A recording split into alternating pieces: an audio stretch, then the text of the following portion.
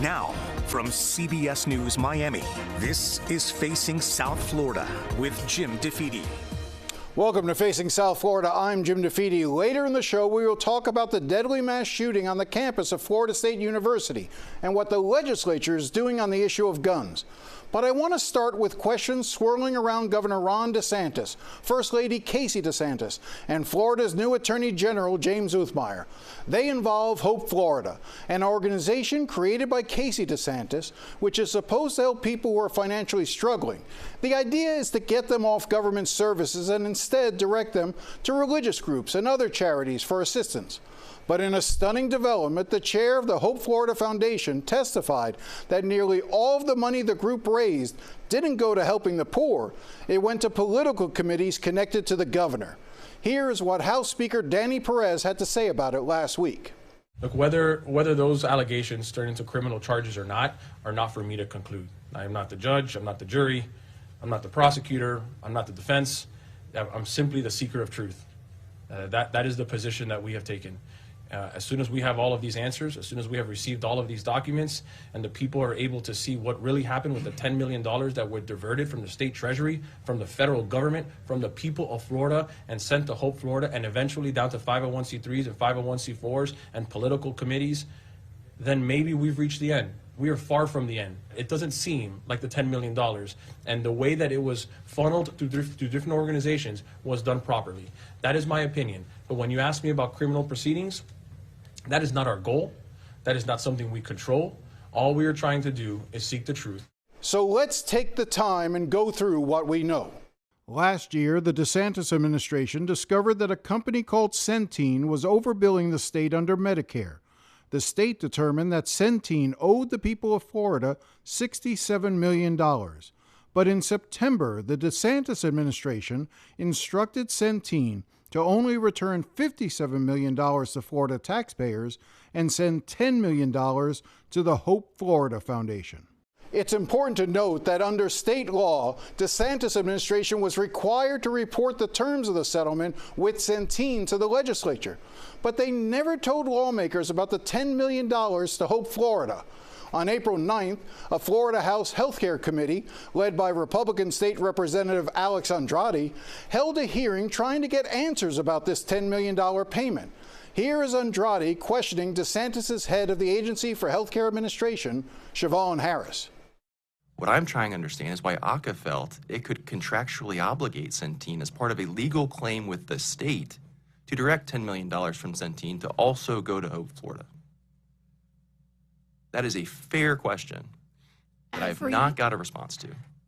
I think we've answered. You haven't, because I still have no idea why this was justified. I have very strong beliefs that this was not legal, and I have no idea, despite y'all's heavy involvement with Hope Florida over the past several years at DCF, what that money was going to be used for. But you did just tell me it's not going to housing assistance, job readiness, or any of the other public services that ACA says Hope Florida is providing to Floridians. So if it's not for that, what is it for? The answer would be uncovered 2 days later, on April 11th, thanks to some great work by Florida journalists led by the Miami Herald and Tampa Bay Times. We now know from campaign finance reports that within days of receiving the $10 million, Hope Florida sent $5 million to secure Florida's future, and $5 million went to save our society from drugs. From there, Representative Andrade alleges most of the money was routed to yet another political committee, Keep Florida Clean, which was run at the time by Ron DeSantis' then Chief of Staff, James Uthmeier, who DeSantis recently appointed to replace Ashley Moody as the state's Attorney General. Now here is where the money trail gets even murkier. We now know from campaign finance reports that Keep Florida Clean sent millions of dollars to the Republican Party of Florida and more than $1 million to the Florida Freedom Fund, which is Ron DeSantis' political action committee. So, the way this looks, $10 million that should have been returned to the taxpayers wasn't. And even though it was sent to a charity which supposedly helps struggling families, it wasn't even used for that purpose. Instead, it ended up in the bank accounts of political committees controlled by Ron DeSantis and the state's current Attorney General. And what did they do with this money? According to Andrade, the money was used, at least in part, to defeat Amendment 3, which would have legalized marijuana in Florida. Last week, on April 15th, the Florida House and Andrade held their second hearing on Hope Florida, and there were new details that emerged. Andrade had the chairman of the Hope Florida Foundation, Joshua Hayes, come to testify under oath. And that's when we discovered this. Related to these two $5 million grants, were you contacted by anyone from the Executive Office of the Governor prior to issuing these grants? All of my communications were with General Counsel. Okay. Did General Counsel inform you that there was a settlement with ACA? Indeed. And that was Jeff Aaron? Indeed. When you stated in the minutes, this proposal has been developed in alignment with the department and executive administration, who were you referring to? Through my conversations with Counsel, understanding that there is connectivity in the network of the Executive Office of the Governor and the General Counsel. Throughout the hearing, Hayes repeatedly said he relied on Jeff Aaron for everything he did. And who is Jeff Aaron? Jeff Aaron is a major attorney and lobbyist in Tallahassee who has represented Ron DeSantis on numerous legal cases. And it was the governor's office that recommended that Hope Florida Foundation hire Aaron as its attorney. Aaron vehemently denies he has done anything wrong. In a statement to CBS News Miami, Andrade said, "I am extremely confident no one broke any laws. I have never talked to Uthmeier, the governor, or First Lady about Hope Florida. This is a politically motivated witch hunt. Andrade hasn't asked me for records, and he hasn't asked me to testify. I've offered to produce any public record I have. I had nothing to do with Centene or that money coming into Hope Florida Foundation, nor did I have any involvement in how or what Secure Florida's Future or Save Our Society from Drugs did with the money." James Uthmeier has also continually denied doing anything illegal or improper. One of the things that has been fascinating, though, is watching how Ron and Casey DeSantis have reacted as the story has developed in recent weeks. For instance, before we learned about the $10 million payment to Hope Florida, reporters had started asking some basic questions about Hope Florida. Because it is a tax-exempt, nonprofit organization, they have to make public something called a 990 form, which outlines where their money comes from and where it goes.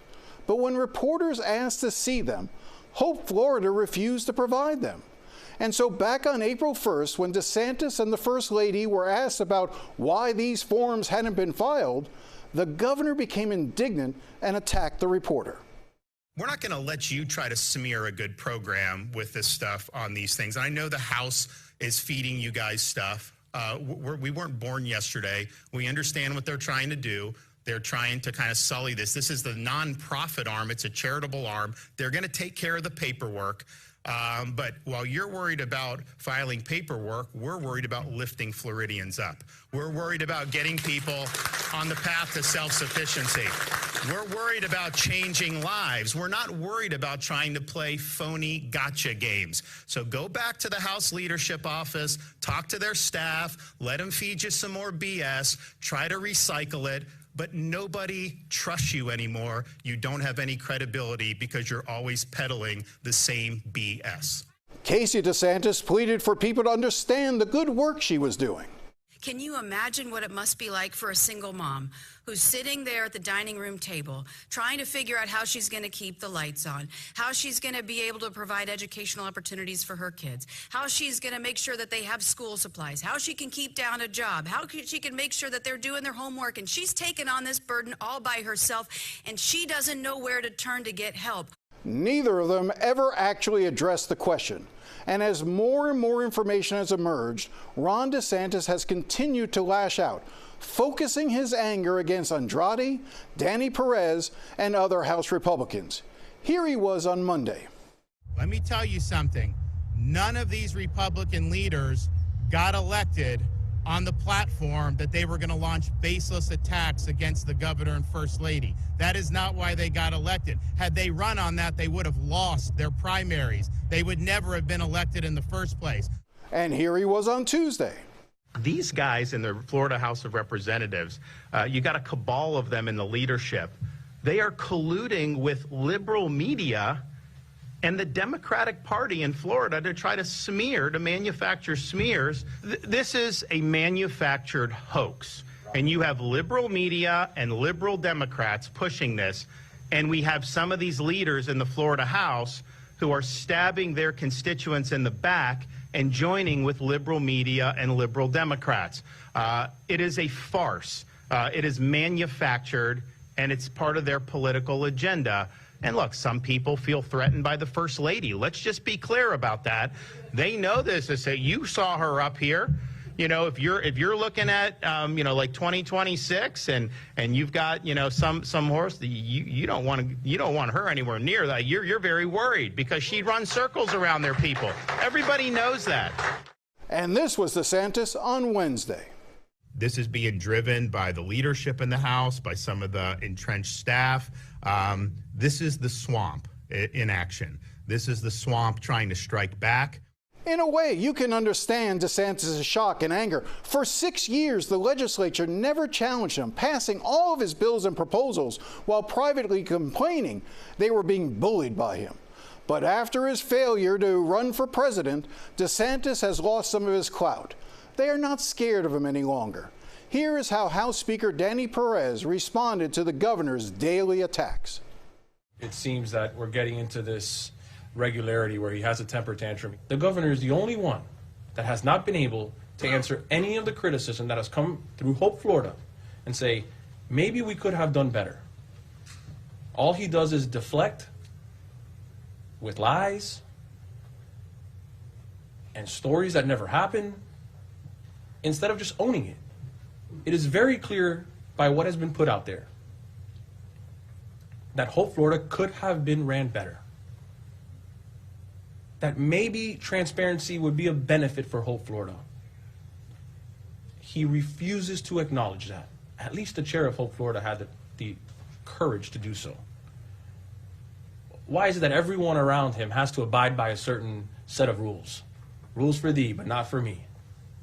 That seems to be the motto of Ron DeSantis today.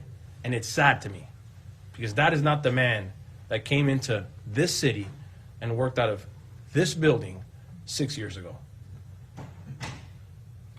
At some point, he has to answer that question. And I'm waiting for that answer. When we come back, I speak to Representative Andrade about where the investigation goes from here. Stay with us.